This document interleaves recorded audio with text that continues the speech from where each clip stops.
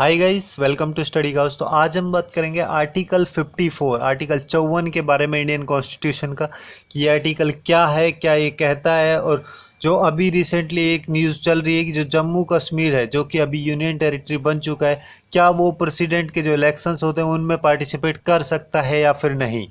इन सब चीज़ों के बारे में पूरे डिटेल में हम बात करेंगे, और उसके साथ जो प्रेसिडेंट का इलेक्शन है उसका प्रोसेस क्या होता है उसके बारे में भी बात करेंगे। ओके।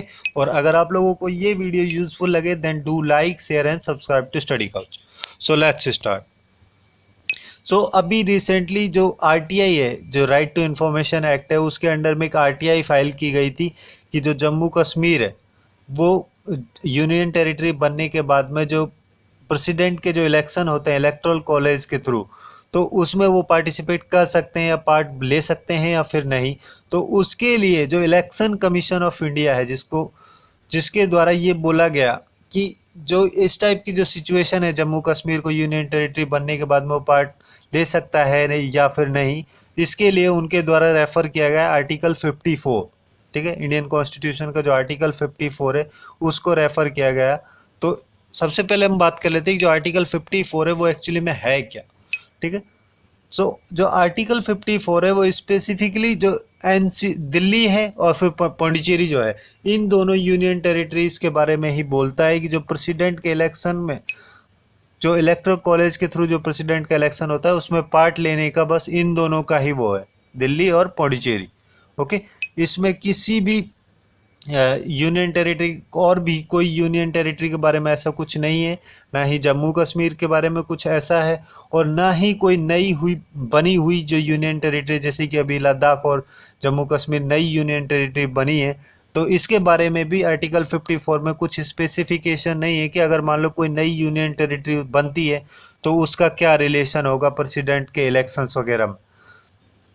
ओके। सो जो आर्टिकल 54 के हिसाब से जो प्रेसिडेंट का जो इलेक्शन होता है इलेक्टोरल कॉलेज के थ्रू, उसमें बेसिकली जो पार्लियामेंट के दोनों हाउसेज, लोकसभा और राज्यसभा के जो इलेक्टेड मेंबर्स होते हैं वो सब पार्टिसिपेट करते हैं।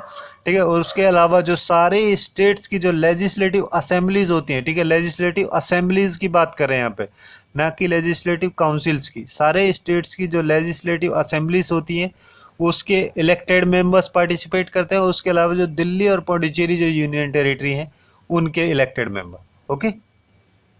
और जो जम्मू कश्मीर जो यूनियन टेरिटरी बनने के बाद में, जिसको कि जम्मू कश्मीर रीऑर्गेनाइजेशन एक्ट के थ्रू 2019 में के अगस्त मंथ में जिसको पास किया गया था, उस एक्ट के थ्रू इसको बनाया गया था। तो उस एक्ट में भी कोई स्पेसिफिकेशन नहीं है कि जम्मू कश्मीर की जो लेजिस्लेचर है वो क्या प्रेसिडेंट के इलेक्शन में वोट कर सकती है या फिर नहीं कर सकती। इसके बारे में भी जो जम्मू कश्मीर का रीऑर्गेनाइजेशन एक्ट है 2019 का, उसमें भी कोई इसके बारे में इंफॉर्मेशन नहीं दी गई है।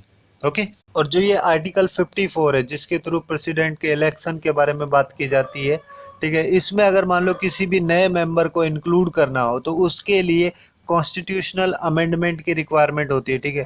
और उस अमेंडमेंट को 2/3 मेजोरिटी के साथ में प्लस में 50% से ज़्यादा स्टेट की रेटिफिकेशन के साथ में ही पास किया जा सके। ओके। और किसी भी टाइप की जो कॉन्स्टिट्यूशनल अमेंडमेंट होती है उसमें किस टाइप की मेजोरिटी चाहिए होती है, उन सब चीज़ों जानने के लिए आप लोग स्टडी काउच के चैनल पर जाके एक वीडियो देख सकते हैं। आप वहाँ पे आपको इसके बारे में कंप्लीट इन्फॉर्मेशन मिल जाएगी। ओके। सो बेसिकली जो आर्टिकल 54 है, सबसे पहले आर्टिकल 54 में होता क्या था, पहले जो पार्लियामेंट के इलेक्टेड मेंबर जो थे, लोकसभा राज्यसभा, उन दोनों के इलेक्टेड मेंबर, और उसके अलावा जो स्टेट की लेजिस्लेटिव असेंबलीज जो थी उन सब के जो इलेक्टेड मेंबर्स थे पहले वो पार्टिसिपेट करते थे। ओके।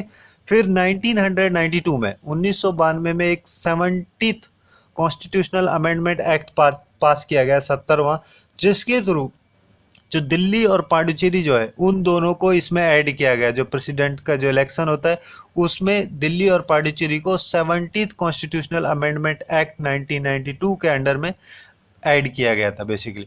ओके। और कुछ लोगों का कहना ये भी है, ठीक है, जो जम्मू कश्मीर यूनियन टेरिटरी जो है उसको बिना किसी कॉन्स्टिट्यूशनल अमेंडमेंट के ही प्रेसिडेंट का जो इलेक्शन है उसमें पार्टिसिपेट किया करना अलाउ होगा।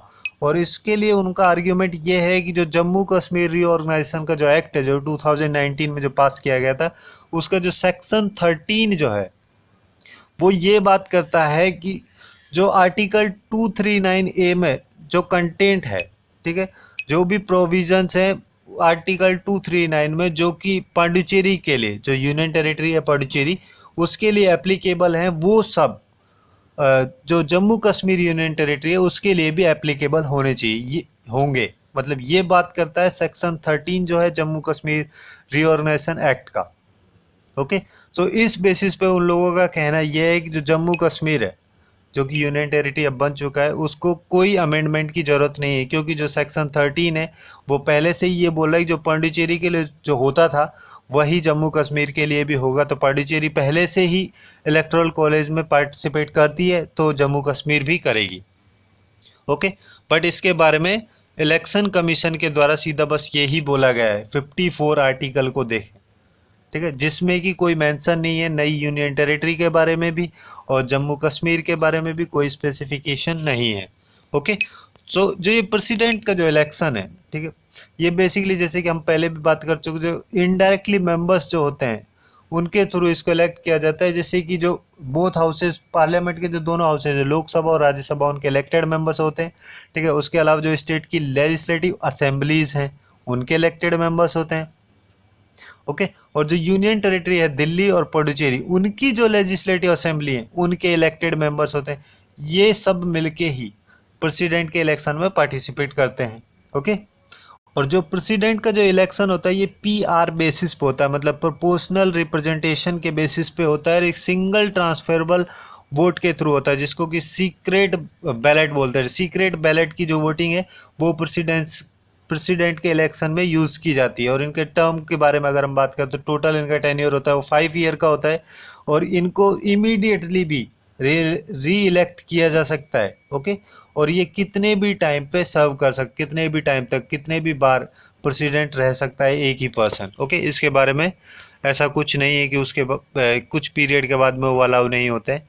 और जो भी प्रेसिडेंट के इलेक्शन के रिलेटेड जो भी डाउट या फिर जो भी डिस्प्यूट होती है उसमें फाइनल से होता है सुप्रीम कोर्ट का, ठीक है। सुप्रीम कोर्ट फिर लास्ट में डिसाइड करता है, इंक्वायरी करता है, उसके बाद में जो भी सुप्रीम कोर्ट बोलता है वही फाइनलाइज किया जाता है।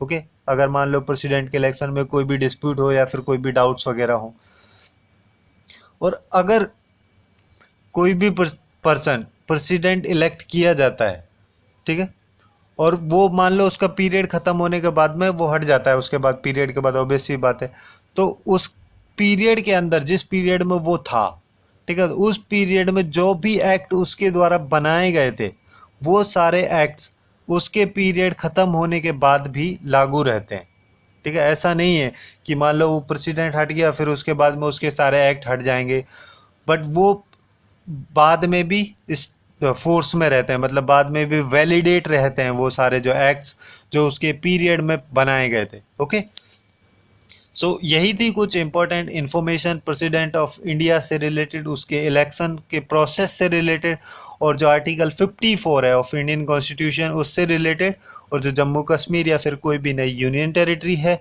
जिसको कि प्रेसिडेंट के इलेक्शन में ऐड किया जा सकता है या फिर नहीं किया जा सकता, उस उन सब चीज़ों से रिलेटेड। सो आज के लिए बस इतना ही।